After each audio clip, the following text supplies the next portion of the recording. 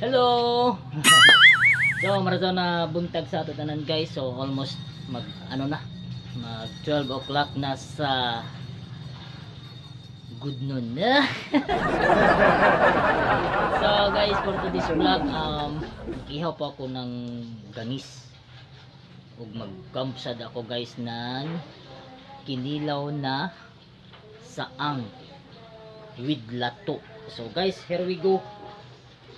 Sa hindi pa nag-subscribe sa ako YouTube channel guys, i-subscribe mo na, i-click mo ang subscribe button, i-like mo, pindot ang bell button, i-all mo na guys para palagi kayong updated sa ako mga video guys. So here we go.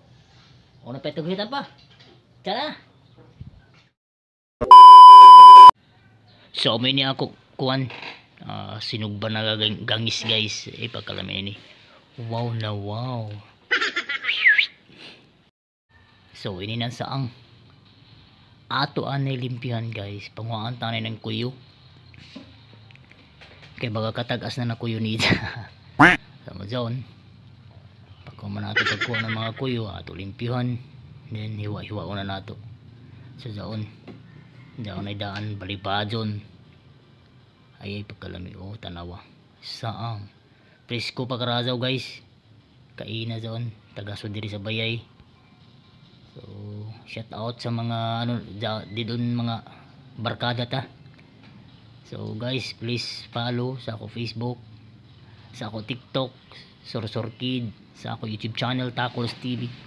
So ito na guys, taghiwa-hiwa ko na. So check this out lang, tanawa lang ako mga trabaho.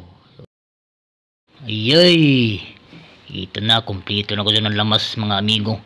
So sukaan ta na pagkalami isus toyo tayo taglaway ada pa nga butangin ng suka. So ito na, naghiwa anak sapdaan kay na niton Bombay. Okay kayo sas isugi ato pugan ng sili ang pangutan na lang kay kuyang nan Lods anak kinilaw.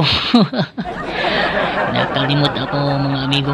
So ito na gazod sus bahaw dazon, bahaw na kanon na ratsada kabuzong sa di mga kuzamis ng labay diha ito man labay ito mga kuzamis. So ito na mga amigo, dugangan ta ng suka kay para magsahog ta. O bitsinan ta nagikan sa marihatag. Ito na, uy sakto na luy tanawa kumut-kumuton dazon og tanawa raw. Ito na, sige butang tun saang dito na saang pa more.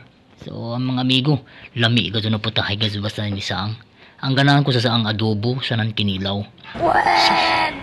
Tuyo ko sa laway ko na nini pagkalami. Oh serve na dazon. Oh tanawa sas ay nay ito man na daandama ton cook di ko sigab dazon.